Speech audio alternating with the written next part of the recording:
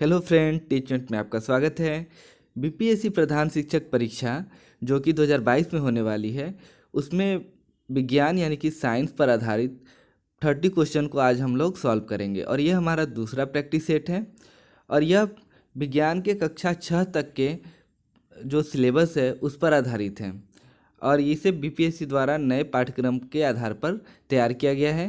तो आप इसे ज़रूर अटेम्प्ट करें और हमें कमेंट में ज़रूर बताएं कि आपके 30 में से कितने मार्क्स आ रहे हैं। इन 30 क्वेश्चन में आपको कुछ तथ्यात्मक प्रश्न भी होंगे, जबकि कुछ शिक्षण विधि पर आधारित भी प्रश्न होंगे। तो चलिए शुरू करते हैं आज का प्रैक्टिस सेट। आज का हमारा पहला प्रश्न है, ऋतु एक समतल दर्पण के सामने खड़ी है। ऋतु और उसके प्रतिबिंब के बीच की दूरी 10 मीटर है। यदि वह दर्पण की ओर 2 मीटर चले तो ऋतु और उसके प्रतिबिंब के बीच की दूरी होगी। और हमारे ऑप्शन है 10 मीटर, 8 मीटर, 12 मीटर या 6 मीटर। तो चलिए इसको हम लोग थोड़ा सा देखते हैं कि किस तरह से इसको सॉल्व किया जा सकता है।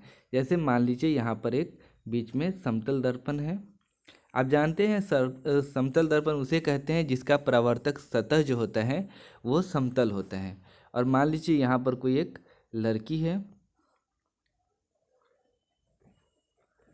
जो कि, और इन दोनों के बीच का जो दूरी है, यानी इसका जो प्रतिबिंब इधर बन रहा है समतल दर्पण में, जो इसका प्रतिबिंब बनेगा लड़की का और ये जो लड़की है, दोनों के बीच की दूरी 10 मीटर है। यानी आप देखें तो यहाँ से यहाँ तक की दूरी 5 मीटर और इधर 5 मीटर। अगर यह बच्चा यहाँ से यहाँ पर आ जाए, यानी ऋतु जो है वो इस जगह पर आ जाए, 2 मीटर आगे चले, तो अब इनके बीच की दूरी 3 मीटर हो जाएगी और इस तरह से इसके प्रतिबिंब के भी बीच की दूरी 3 मीटर हो जाएगी। तो कुल मिलाकर के इसके प्रतिबिंब और जो ऋतु है उसके बीच की जो दूरी होगी वो 6 मीटर हो जाएगी। तो इस तरह से हमारा जो आंसर हो जाएगा वो हो जाएगा 6 मीटर। क्योंकि जानते हैं कि दर्पण के पीछे प्रतिबिंब बनता है, समतल दर्पण में हमेशा दर्पण के पीछे प्रतिबिंब बनता है और यह काल्पनिक होता है। चलिए अब अगले प्रश्न को देखते हैं। आपके पास 3 परख नलियाँ एक्स वाई जेड हैं जो 3 विभिन्न विलयनों से आधी आधी भरी हैं। जैसे एक्स में सोडियम क्लोराइड, वाई में सोडियम हाइड्रोक्साइड विलयन तथा जेड में तनु हाइड्रोक्लोरिक अम्ल है। उपरोक्त प्रत्येक विलयन में फिनोप्थिलीन विलयन की एक एक बूंद डालने पर आप यह परीक्षण करेंगे कि परखनलियों से भरे विलयन इस प्रकार दिखाई देते हैं। तो दोस्तों पहले तो हमें यह समझना होगा कि फिनोप्थिलीन जो है वो एक इंडिकेटर है, यानी कि यह संकेतक है जो हमें बताता है कि कोई चीज़ अम्लीय है या क्षारीय है, यानी कि कौन सा एसिडिक है या बेसिक नेचर का है, वो हमें यह बताता है। तो इसकी क्या गुण होते हैं, चलिए पहले थोड़ा सा हम उसको देख लेते हैं। तो आप यहाँ देख सकते हैं कि फिनोप्थिलीन जो होता है, जो अगर कोई न्यूट्रल सबस्टांस है, यानी कि मान लीजिए वो पानी की तरह है जिसका pH 7 है, न्यूट्रल है, तो वह उसका रंग जो है वो सेम ही रहता है, यानी कि उसके कलर में कोई चेंज नहीं होगा। अगर वो एसिडिक नेचर का है, यानी कि उसका pH 7 से कम है, तो भी उसके रंग में कोई बदलाव नहीं होगा।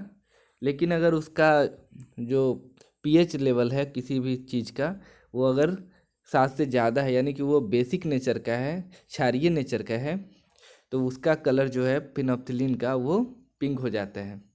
तो इस तरह से अब हम देख सकते हैं कि क्या अंतर होने वाला है विलयन में, यानी कि जो न्यूट्रल है या एसिडिक है तो फिनोप्थिलीन में कोई प्रभाव नहीं पड़ेगा, लेकिन अगर वो क्षारीय प्रवृत्ति का होगा तो उसके रंग में परिवर्तन हो जाएगा।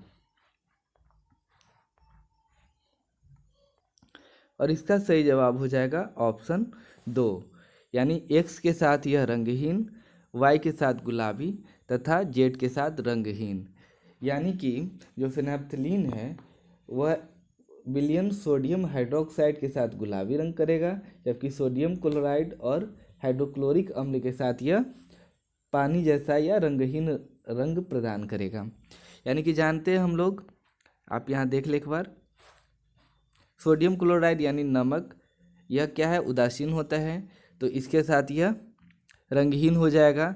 जबकि वाई सोडियम हाइड्रोक्साइड, और ये क्या है, क्षारीय नेचर का है, तो इसके साथ यह गुलाबी रंग प्रदान करेगा। और जेड यानी कि तनु हाइड्रोक्लोरिक अम्ल, ये एसिड है यानी अम्ल है, तो अम्ल के साथ भी यह रंगहीन होगा।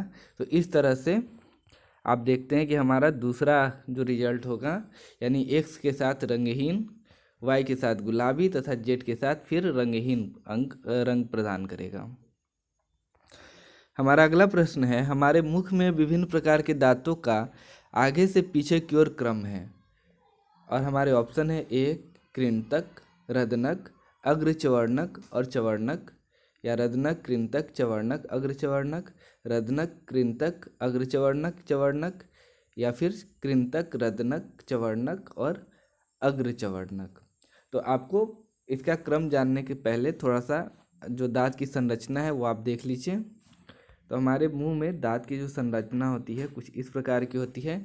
सबसे आगे जो होता है इंसाइजर होता है यानी कि कृंतक, उसके बाद होता है कैनाइन यानी कि रदनक, फिर होता है प्रीमोलर्स यानी कि अग्रचवर्णक, और फिर मोलर यानी कि चवर्णक। तो इस तरह से आप देख रहे हैं कि हमारे दांत में, हमारे मुंह में सबसे पहले कृंतक होता है, उसके बाद रदनक आता है और सबसे अंत में चवर्णक आता है। तो हमारा सही जवाब हो जाएगा ऑप्शन ए, यानी कि कृंतक, रदनक, अग्रचवर्णक और फिर चवर्णक। तो हमारा ये सही जवाब हो जाएगा। अगला प्रश्न है, पादपों एवं वृक्षों में पानी ऊपर तक चूषण कर्षण यानी खिंचाव के कारण पहुंचता है। निम्नलिखित में से किस परिघटना के कारण यह कार्य होता है? और पहला है वाष्पोत्सर्जन, दूसरा प्रकाश संश्लेषण, तीसरा श्वसन, या चौथा अवशोषण। और दोस्तों इसका सही जवाब है वाष्पोत्सर्जन के कारण पौधे को पानी की ज़रूरत पड़ती रहती है। पौधे मुख्य रूप से मृदा से चूषण कर्षण द्वारा पानी प्राप्त करते हैं, यानी वाष्पोत्सर्जन के कारण ही यह कार्य हो पाता है। तो इसका सही जवाब हो जाएगा ऑप्शन ए।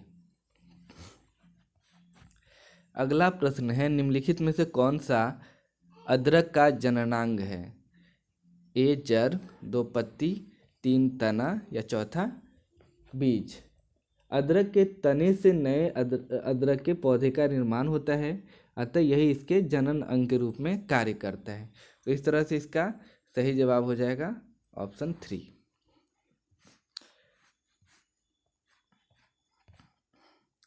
हमारा अगला प्रश्न है, निम्नलिखित द्रवों में से कौन से विद्युत के चालक हैं? ए सिरका, दो शर्करा का विलयन, तीन लवण का विलयन, या चौथा आशुत जल। तो विद्युत के चालक यानी कंडक्टर, जिससे होकर के विद्युत यानी इलेक्ट्रिसिटी पास हो सकता है, जा सकता है, उसे हम लोग विद्युत का चालक कहते हैं। तो आप जानते हैं सिरका, शर्करा और लवण का जो विलयन है उससे विद्युत जा सकता है, लेकिन आसुत जल यानी कि डिस्टिल वाटर जो है वो विद्युत का सुचालक नहीं होता है। तो इस तरह से डी वाले जो ऑप्शन है वो पहले ही साइड हो जाएंगे, हट जाएंगे।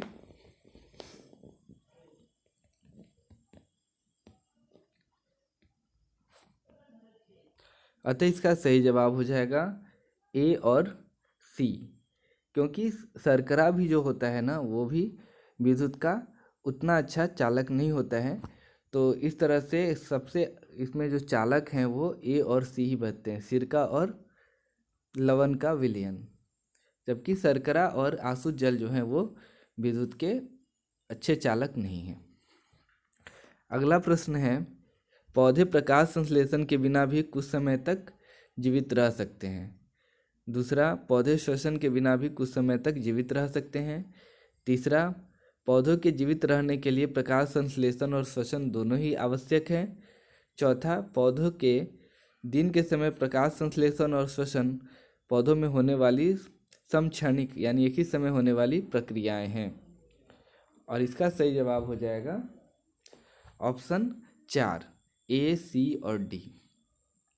सही कथन इसमें से ए, सी और डी है, जबकि बी हमारा गलत जवाब है। पौधे श्वसन के बिना कुछ समय तक जीवित नहीं रह सकते हैं, जबकि अन्य सभी कार्य होते हैं।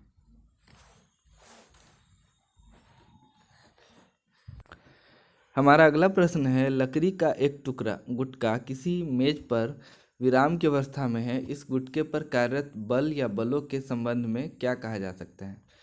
इस पर कोई बल कार्य नहीं कर रहा है, गुरुत्वाकर्षण और घर्षण बल इस पर कार्य कर रहे हैं, इस पर संतुलित बलों का कोई युगल कार्य कर रहा है, इस पर केवल गुरुत्वाकर्षण बल ही कार्य कर रहा है। अब अगर इस प्रश्न को आप ध्यान से देखेंगे तो किसी मेज पर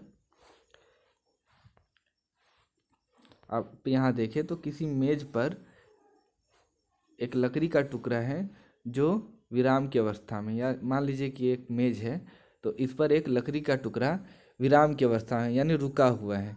तो अगर कोई वस्तु रुकी हुई है इसका मतलब है कि वो संतुलित है। तो इसका अर्थ यह है कि इस पर संतुलित बलों का कोई युगल कार्य कर रहे हैं। क्योंकि इस पर कोई बल कार्य नहीं कर रहा है ऐसा कहना गलत होगा, और गुरुत्वाकर्षण और घर्षण बल ही केवल कार्य कर रहे हैं ये भी गलत है, क्योंकि इसके अलावा हो सकता है इस पर आकर्षण बल लग रहा हो या किसी अन्य तरह के बल भी लग रहे हो। तो इस तरह से, लेकिन यहाँ संतुलित बल लग रहे हैं, जो भी बल लग रहे हैं वो एक दूसरे को संतुलित कर रहे हैं, इसके कारण यह विराम की अवस्था में है। तो इस तरह से इसका तीसरा ऑप्शन जो है वो सही हो जाएगा। हमारा अगला प्रश्न है, बांस के पौधों की पत्तियों में शिरा विन्यास तथा जड़ किस प्रकार के होते हैं? तो इसका सही जवाब है ऑप्शन ए, समानांतर शिरा विन्यास और रेशेदार या झकरा जड़। यानी बांस की जो पत्ती होती है उसमें समानांतर शिरा विन्यास पाया जाता है, जबकि बांस की जड़ें रेशेदार तथा विस्तृत होती हैं, ये झकरा जड़ की तरह होती हैं। हमारा अगला प्रश्न है, चुंबकों के विषय में नीचे दिया गया कौन सा तथ्य सही नहीं है? पहला, आकर्षण चुंबकत्व का एक निश्चित परीक्षण है। दूसरा, चुंबकीय क्षेत्र रेखाएं चुंबक के उत्तर ध्रुव से प्रारंभ होती और दक्षिण ध्रुव पर विलीन हो जाती हैं। तीसरा, चुंबकों को सजातीय ध्रुव एक दूसरे को प्रतिकर्षित करते हैं। या चौथा, क्षर चुंबक के सिरों पर चुंबकीय क्षेत्र अधिक प्रबल होते हैं। तो आप देखते हैं कि आकर्षण जो है वो चुंबकत्व का एक निश्चित परीक्षण नहीं है, क्योंकि चुंबक अन्य चीज़ों को भी आकर्षित कर लेता है, जैसे लोहा को। तो इस तरह से चुंबक का कोई निश्चित परीक्षण नहीं होता है कि यह चुंबक है या नहीं है। हो सकता है कि आकर्षण दो वस्तुओं के बीच में हो रहा है और एक उसमें लोहा हो, लेकिन अन्य तत्व आप यहाँ देख रहे हैं, अन्य जो भी ये स्टेटमेंट यहाँ दिया गया है वो सभी सही हैं। क्योंकि अगर आप देखेंगे तो एक, अगर ये हम लोग क्षर चुंबक बनाए तो इसका नॉर्थ पोल और साउथ पोल अगर बना लेते हैं आप, तो हमेशा नॉर्थ पोल से साउथ पोल की ओर ऐसे यहाँ पर चुंबकीय क्षेत्र रेखाएं जो होती है ऐसे नॉर्थ से साउथ की ओर जाती है। तो ये दूसरा ऑप्शन हमारा सही होता है। और सजातीय ध्रुव एक दूसरे को प्रतिकर्षित करते हैं, ये भी आप जानते हैं कि अगर आप दो चुंबक को एक साथ लाएंगे तो समान ध्रुव होगा तो एक दूसरे को प्रतिकर्षित करेंगे, रिपेल करेंगे। और ये भी आप जानते हैं कि क्षर चुंबक के सिरों पर, यानी कि जो भी सिरा उसका होता है, इस तरह से मान लीजिए क्षर चुंबक है तो इसके सिरे पर इस यहाँ पे, और दूसरा अगर क्षर चुंबक आप यहाँ ले तो यहाँ, तो इन दोनों के बीच क्या होगा? प्रतिकर्षण होगा। अगर ये भी नॉर्थ पोल है और ये भी नॉर्थ पोल है तो दोनों के बीच प्रतिकर्षण होगा, एक दूसरे को दूर करेंगे। और यहीं पर इसका चुंबकीय क्षेत्र सबसे अधिक होता है, सघन होता है, क्योंकि सारे चुंबकीय क्षेत्र यहीं से निकलते हैं। तो यहाँ इसका चुंबकीय क्षेत्र सघन होता है। तो इस तरह से इसका पहला ऑप्शन जो है वो सही हो जाता है। हमारा अगला प्रश्न है, नीचे दी गई धातुओं और अधातुओं का मिलान उनके उपयोगों से कीजिए। तो आप इनमें से जो चीज़ को आप पहले जानते हैं उससे अन्य धीरे धीरे जो इसको नहीं जानते हैं उसको करने की कोशिश कीजिए। जैसे आपको पता होगा कि मरकरी का उपयोग तापमापियों यानी थर्मोमीटर में होता है, तो आप बी का ऑप्शन 3 कर सकते हैं। तो आप देखें बी का 3 कहाँ है, तो केवल हमारा तीसरा ऑप्शन ही बचता है जिसमें बी में 3 है। तो आप आसानी से इस तरह से पकड़ सकते हैं। अगर आपको पता नहीं हो कि मरकरी का यूज तापमापी में होता है, मरकरी यानी पारा, तो आप अन्य दूसरे चीज़ों पर भी देख सकते हैं, जैसे क्लोरीन का आप जानते हैं, क्लोरीन का छिड़काव किया जाता है नाला के पास या जल शोधन में। तो इस तरह से यहाँ पर डी जो है हमारा उसका ऑप्शन 1 होता है। तो आप देखेंगे कि डी से 1 वाला कई सारा ऑप्शन मिल रहा है, केवल पहला ऑप्शन हट रहा है। इस तरह से आप एल्युमिनियम देखेंगे तो एल्युमिनियम फॉयल जो होता है वो खाद्य पदार्थों की डिब्बाबंदी में, पैकेजिंग में उपयोग किया जाता है। तो इस तरह से सी का जो आंसर हो जाएगा वो 4 हो जाएगा। तो सी का 4 भी आप देख सकते हैं कि केवल 2 ऑप्शन में है, यानी कि 3 और 4। तो इस तरह से धीरे धीरे आप उसको सॉर्ट आउट करके ऑप्शन खोज सकते हैं। तो इसका सही जवाब हो जाता है ऑप्शन 3, यानी आयोडीन का उपयोग होता है घाव पर, मरकरी का उपयोग होता है तापमापियों में, एल्युमिनियम का उपयोग होता है खाद्य पदार्थों की डिब्बाबंदी पैकेजिंग में, और क्लोरीन का उपयोग होता है जल शोधन में। तो इस तरह से हमारा तीसरा विकल्प जो है वो सही है। अगला प्रश्न है, निम्नलिखित में से सत्य कथन छाटिए। वेकेलाइट और मेलामाइन दोनों ही थर्मोप्लास्टिक हैं। मेलामाइन थर्मोप्लास्टिक है जबकि बेकेलाइट थर्मोसेटिंग प्लास्टिक है। और तीसरा ऑप्शन है, बेकेलाइट और मेलामाइल दोनों ही थर्मोसेटिंग प्लास्टिक है। बेकेलाइट थर्मोप्लास्टिक है जबकि मेलामाइल थर्मोसेटिंग प्लास्टिक है। और इसका सही जवाब है ऑप्शन 3 कि बेकेलाइट और मेलामाइल दोनों ही थर्मोसेटिंग प्लास्टिक है। बेकेलाइट और मेलामाइन दोनों ही थर्मोसेटिंग प्लास्टिक है। इन्हें एक बार आकृति दे देने के बाद फिर परिवर्तित नहीं किया जा सकता है। यानी कि जो थर्मोसेटिंग प्लास्टिक होते हैं उनको जब एक बार गर्म कर दिया जाता है और उन्हें जिस रूप में अगर आप ला दें तो वो फिर बाद में उसको गर्म करने पर उसके आकार में परिवर्तन नहीं होता है।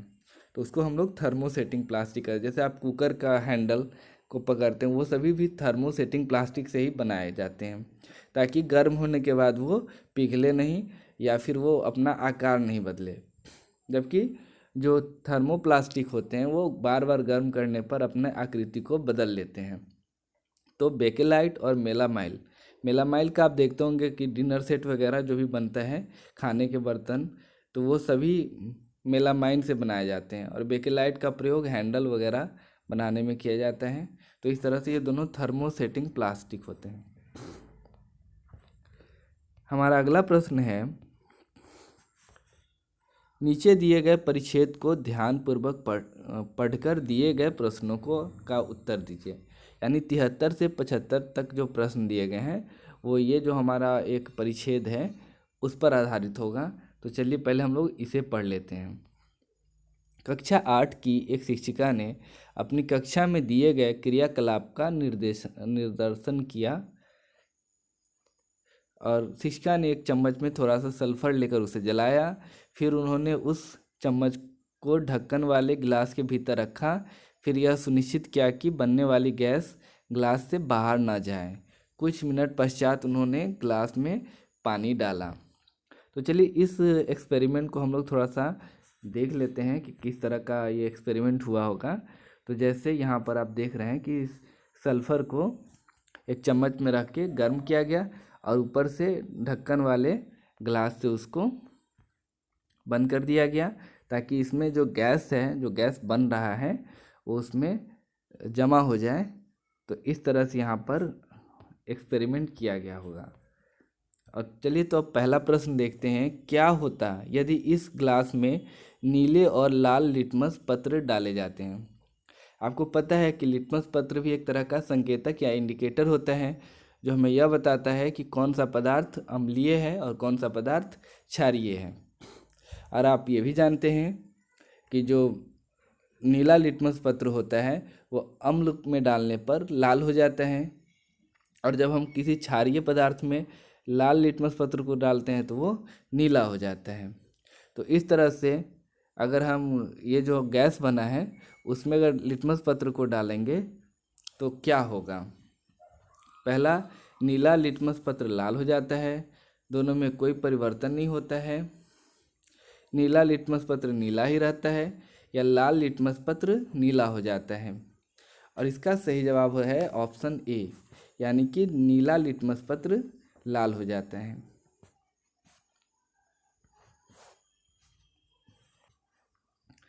तो पहला विकल्प सही हो जाएगा, क्योंकि जो गैस बनेगा वो अम्लीय प्रकार का होता है।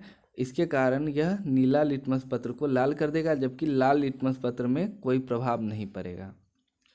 चलिए अब अगले प्रश्न को देखते हैं। ऊपर दिखाए गए क्रियाकलाप में जल में सल्फर डाइऑक्साइड के घुलने पर कौन सा पदार्थ बनता है? ऑप्शन है सल्फ्यूरिक अम्ल, दूसरा सल्फर हाइड्रोक्साइड, तीसरा सल्फ्यूरिक ऑक्साइड या चौथा सल्फ्यूरस अम्ल। और इसका सही जवाब है ऑप्शन 4 यानी कि सल्फ्यूरस अम्ल। इस क्रियाकलाप में आप देखे हैं कि सल्फर को ऑक्सीजन में जलाया गया तो इस तरह से SO2 का निर्माण होगा। जब हम सल्फर को ऑक्सीजन में जलाएंगे तो उससे SO2 यानी कि सल्फर डाइऑक्साइड बनेगा, और उसे हम जल में डाल देंगे यानी कि H2O में डालेंगे तो हमारा क्या बनेगा? तो इससे हमारा बनेगा सल्फर डाइऑक्साइड सल्फ्यूरस अम्ल यानी H2SO3। इसे ही कहते हैं H2SO3 को बोलते हैं सल्फ्यूरस अम्ल। अगर H2SO4 बनता तो इसे बोलते सल्फ्यूरिक अम्ल। तो यहाँ सही जवाब हो जाएगा ऑप्शन 4। हमारा अगला प्रश्न है, उपयुक्त क्रियाकलाप द्वारा किन प्रक्रिया कुशलताओं को प्रोत्साहित किया जा सकता है? ऑप्शन ए है प्रेक्षण, निष्कर्ष निकालना और मापन, 2 है प्रेक्षण और चरों का पर नियंत्रण, तीसरा प्रेक्षण, वर्गीकरण और निष्कर्ष निकालना, या चौथा प्रेक्षण और मापन। और इसका सही जवाब है ऑप्शन 3। इससे प्रेक्षण, वर्गीकरण और निष्कर्ष तीनों तरह का यहाँ पर आप देख रहे हैं कि हमें पता चलेगा। इससे कुशलताओं का विकास होगा बच्चों में। शिक्षा द्वारा क्रियाकलाप के माध्यम से कक्षा में प्रेक्षण, वर्गीकरण और निष्कर्ष निकालने जैसी जो कुशलता है उसको विकसित किया जा सकता है। अगला प्रश्न है, एक विज्ञान शिक्षिका अपने विद्यार्थियों को एक समतल सतह पर तेल और चीनी के घोल दोनों की 2-2 बूंद रखने को कहती है। उसके बाद वह उन्हें सतह को टेढ़ा करके उन बूंदों के नीचे पहुंचने के क्रम का प्रेक्षण करने को कहती है। इस क्रियाकलाप से शिक्षिका द्रव के किस गुण को विद्यार्थियों के संज्ञान में लाना चाहती है? तो इसका सही जवाब है श्यानता यानी कि विस्कोसिटी के बारे में शिक्षिका बताना चाहती है। श्यानता किसी द्रव के प्रवाह की माप को निर्धारित करता है। अधिक श्यान द्रव की प्रवाह कम होती है तथा कम श्यान द्रव की प्रवाह अधिक होती है। श्यानता गाढ़ापन का माप भी है। जैसे आप देखते हैं कि शहद जो होता है उसका श्यानता अधिक होगा चीनी के घोल की अपेक्षा। चलिए अब अगले प्रश्न को देखते हैं। आपको पता चलता है कि आपकी कक्षा 6 के बहुत से विद्यार्थियों का विश्वास है कि पौधे की वृद्धि के लिए कच्चा माल केवल मृदा से ही प्राप्त होता है। इस विचार के खंडन में निम्नलिखित में से कौन सी युक्ति सबसे अधिक उपयुक्त होगी? और ऑप्शन 1 है प्रकाश संश्लेषण की प्रक्रिया तथा संबद्ध रासायनिक प्रक्रियाओं को विस्तार पूर्वक समझाना।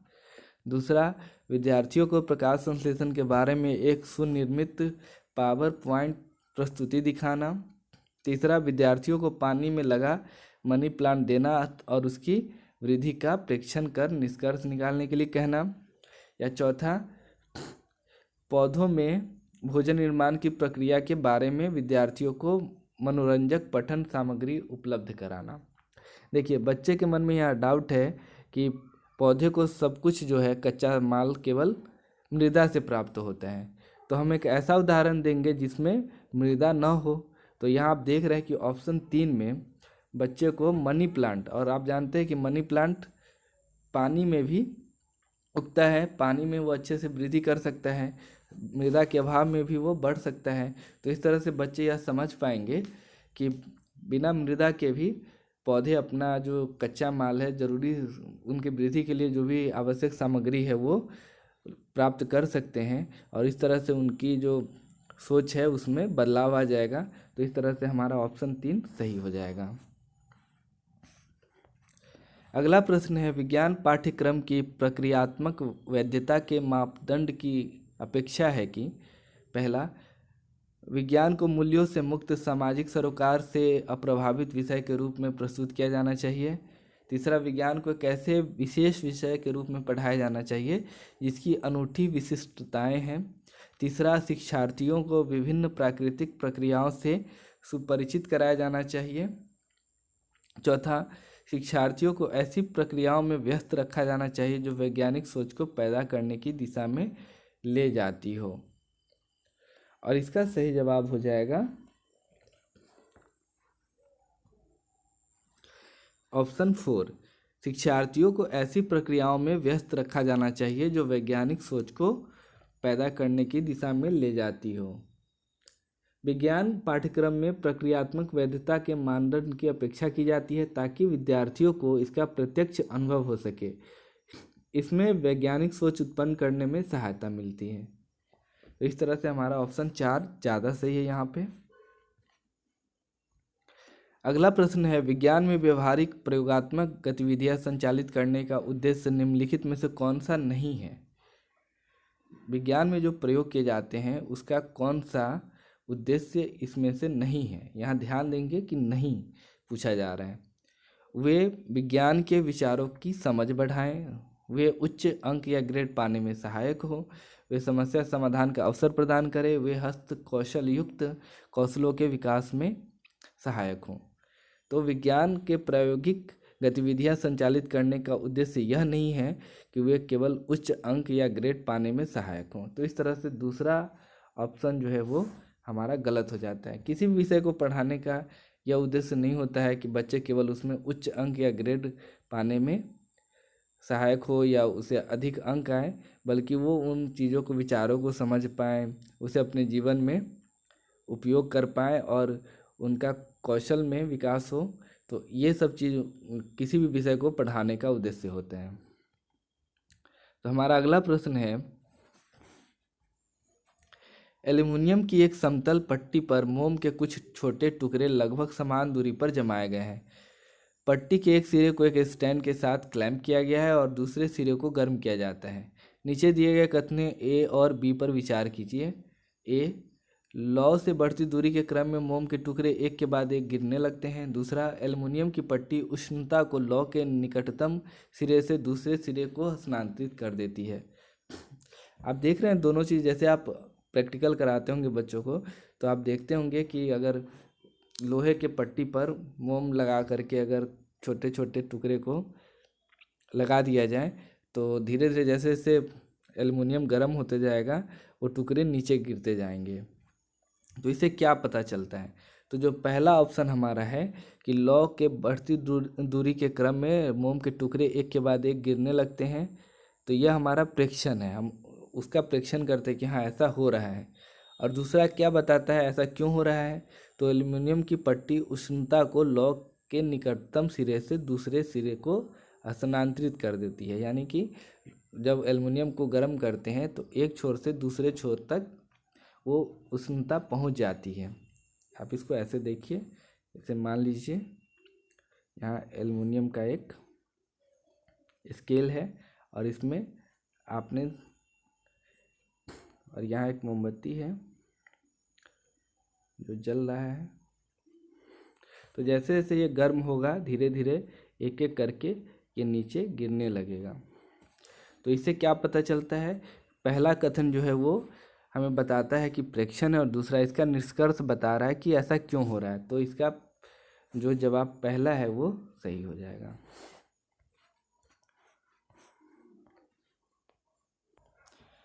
हमारा अगला प्रश्न है, एक शिक्षक कक्षा 7 के विद्यार्थियों को निम्नलिखित प्रश्न पूछता है। एक फ्रिज से बर्फ के दो घनाभ समान घनाभ दिए जाते हैं, उनमें से एक को चूर्णित किया जाता है और दूसरे को ऐसा ही छोड़ दिया जाता है। यह देखा गया कि चूर्णित बर्फ जल्दी पिघलती है, इसका क्या कारण हो सकता है?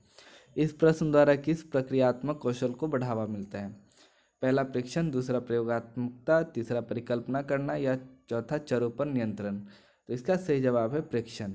इससे बच्चों में प्रेक्षण करने का, ऑब्जर्वेशन का जो पावर है वो बढ़ता है। अगला प्रश्न है, कक्षा 7 का एक शिक्षक कक्षा में निम्नलिखित क्रियाकलाप का प्रदर्शन करता है। एक पत्ती को परखनली में लिया जाता है और उसके ऊपर स्पिरिट उड़ेला जाता है। उसके बाद परखनली को पानी से आधे भरे बीकर में रखा जाता है और उसे तब तक गर्म किया जाता है जब तक पत्ती का रंग न उड़ जाए। उसके बाद पत्ती को बाहर निकाला जाता है और फिर आयोडीन की कुछ बूंदें उस पर डाली जाती हैं। पत्ती का रंग नीला काला हो जाता है। इस क्रियाकलाप के बाद शिक्षक अधिगम के विभिन्न सूचकों के आकलन के लिए कुछ प्रश्न देता है।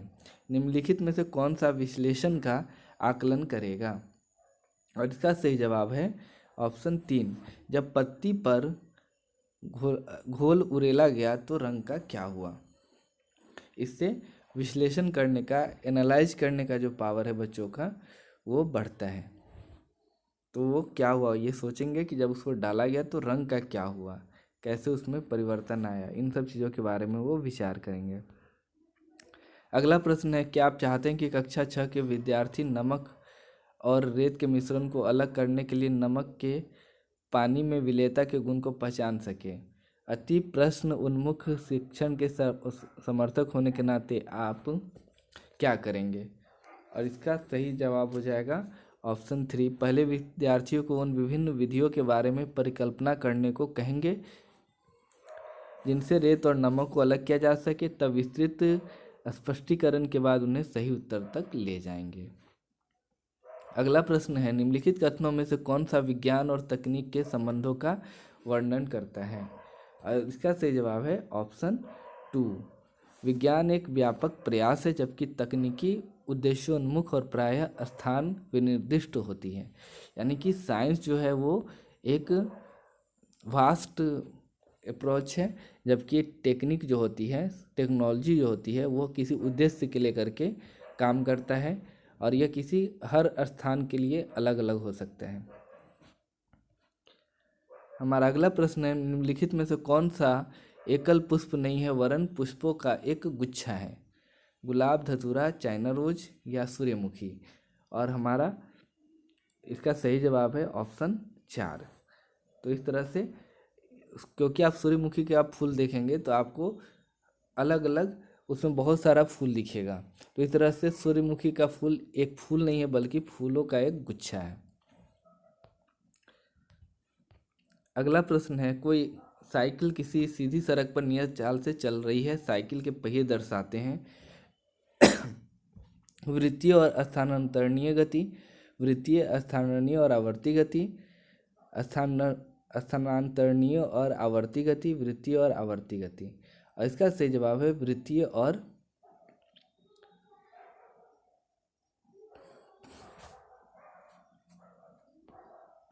इसका सही जवाब हो जाएगा ऑप्शन ए, वृत्तीय और स्थानांतरणीय गति। चूंकि पहिया एक ही अक्ष पर लगातार घूम रहा है इसलिए यह वृत्तीय गति का उदाहरण है। साथ ही स्थान में परिवर्तन हो रहा है जो स्थानांतरणीय गति का उदाहरण है, किंतु पहिया आवर्ती गति नहीं कर रहा है क्योंकि आवर्ती गति में गतिमान वस्तु एक ही दूरी को बार बार तय करती है। तो इस तरह से पहला ऑप्शन हमारा सही हो जाएगा। मान लीजिए आप एक किसान हैं और उस क्षेत्र में रहते जहाँ की मृदा काली है। यदि आपके क्षेत्र की जलवायु उष्ण है और आप अपने खेतों में रेशे प्रदान करना चाहते हैं वाले पौधे उगाना चाहते हैं तो निम्नलिखित में से किसे प्राथमिकता देंगे? नारियल, रेयॉन, जूट या कपास? तो काली मृदा में सबसे अधिक जो उत्पन्न होता है वो कपास होता है। काली कपास आप नाम सुने होंगे। तो इस तरह से काली मिट्टी में कपास को लगाना सबसे उपयुक्त माना जाएगा। अब है अगला प्रश्न, विषम को चुनिए। अंडा, भ्रूण, अंडाणु या युग्मक? और इसका सही जवाब है भ्रूण। भ्रूण जो होता है वो अलग है, बाकी सब एक समान है।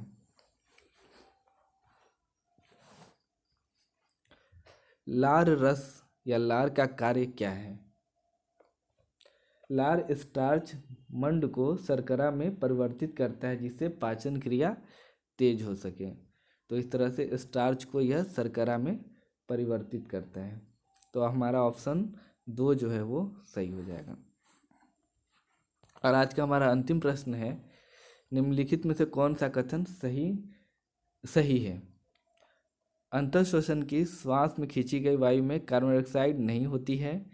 दूसरा, अंतःश्वसन और उच्छ्वसन यानी श्वास खींचने और श्वास निकालने दोनों ही प्रकार की वायु में ऑक्सीजन होती है।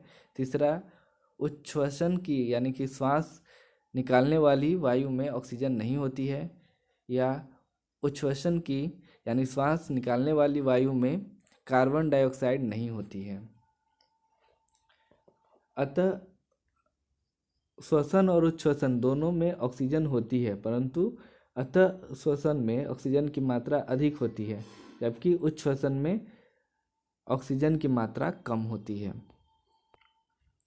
तो हमारा सही जवाब हो जाएगा यहाँ ऑप्शन 2, यानी अंतः श्वसन और उच्छ्वसन, यानी श्वास खींचने और श्वास छोड़ने दोनों ही प्रकार की वायु में ऑक्सीजन होती है। तो दोस्तों, ये था आज का हमारा दूसरा सेट। उम्मीद है आपको ये पसंद आया होगा। आप हमें कमेंट में ज़रूर बताएं कि आपको यह सेट कैसा लगा और हम किन चीज़ों पर और बेहतर कर सकते हैं, ये भी हमें ज़रूर बताएं। इस वीडियो को देखने के लिए बहुत बहुत धन्यवाद। Thank you.